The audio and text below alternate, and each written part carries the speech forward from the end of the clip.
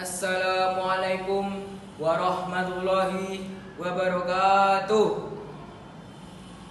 Bismillahirrahmanirrahim. Alhamdulillahirabbil alamin. Wa bihi nasta'inu ala umuri dunya waddin. Wassalatu wassalamu ala asyrafil anbiya wal mursalin. Sayyidina wa maulana Muhammadin wa ala alihi wa sahbihi ajma'in. Amma ba'du. Wa qala an-nabiyyu sallallahu alaihi wasallam, thalabul ilmi fariidatun ala kulli muslimin wa muslimati. Kepada yang terhormat seluruh dewan juri yang saya muliakan dan semua teman-teman yang saya banggakan, pada kesempatan kali ini saya akan menyampaikan pidato saya, yaitu menuntut ilmu. Menuntut ilmu adalah wajib bagi seluruh umat Islam. Allah Subhanahu wa taala dan Nabi Muhammad sallallahu alaihi wasallam menyuruh umatnya untuk menuntut ilmu, sebagaimana sabda Nabi Muhammad sallallahu alaihi wasallam, thalabul ilmi fariidatun ala kulli muslimin wa muslimat. Menuntut ilmu adalah wajib atas semua orang Islam, lelaki maupun perempuan. Hadirin yang dirahmati Allah Subhanahu wa taala. Sejak kapankah kita menuntut ilmu? Dalam ajaran Islam, seseorang telah dituntut untuk mencari ilmu sejak di dalam buayan hingga masuk liang lahat. Rasulullah sallallahu alaihi wasallam bersabda, "Utlubul ilma minal mahdi ilal lahdi." Tuntutlah ilmu itu sejak di dalam buayan hingga masuk liang lahat. Hadirin yang dirahmati Allah Subhanahu wa taala, ajaran Islam dalam menuntut ilmu tentang proses bagaimana kewajiban belajar itu dikembangkan, yaitu memiliki nama lain long life education, atau menuntut ilmu seumur hidup.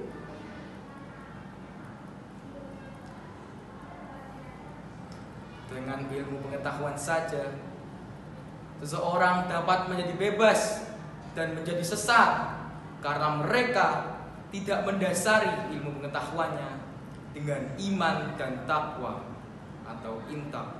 Tetapi dengan ilmu pengetahuan jika didasari dengan iman dan takwa, insya Allah akan bermanfaat bagi dirinya maupun bagi masyarakat sekitarnya tentunya. Hadirin yang dirahmati Allah Subhanahu wa taala, mengapa kita harus menuntut ilmu? Apa gunanya menuntut ilmu? Pertama, ilmu pengetahuan sangatlah bermanfaat bagi manusia dalam kehidupan sehari-harinya, baik dalam hal teknologi, komunikasi, komputerisasi, perbankan, dan lain sebagainya. Artinya, ilmu pengetahuan dapat membantu manusia dalam mencukupi kebutuhannya dan mendapatkan kehidupan yang layak. Kedua, ilmu pengetahuan juga dapat menghapus kebutuhan dalam diri manusia, memperkenalkan kita dengan Allah Subhanahu wa taala, memperhalus akhlak, memperoleh ketentraman, melanggengkan Islam, dan mendapat keridhaan dari Allah Subhanahu wa taala. Ketiga, Imam Syafi'i pernah berkata, "Jika engkau tidak dapat menahan lelahnya belajar, maka engkau harus menahan perihnya kebodohan." Ungkapan masyhur tersebut seolah-olah mengingatkan kita bahwa belajar harus diiringi dengan kesabaran dalam berbagai tantangan. Keempat, ilmu pengetahuan merupakan ibadah. Orang yang menuntut ilmu akan mendapatkan pahala dari Allah Subhanahu wa taala. Dan perbuatannya itu termasuk berjuang di jalan Allah Subhanahu wa taala. Jikalau dia mati, maka matinya syahid. Hadirin yang dirahmati Allah Subhanahu wa taala. Yang terakhir yaitu kelima, orang yang menuntut ilmu akan dinaikkan derajatnya oleh Allah Subhanahu wa taala. Sebagaimana firman Allah dalam surat Al-Mujadalah ayat 11, yarfa'illahu alladhina amanu minkum walladhina utul ilma darajatin. Allah akan mengangkat derajat orang yang berilmu dan beriman beberapa derajat. Hadirin yang dirahmati Allah Subhanahu wa taala. Demikian pidato dari saya tentang menuntut ilmu.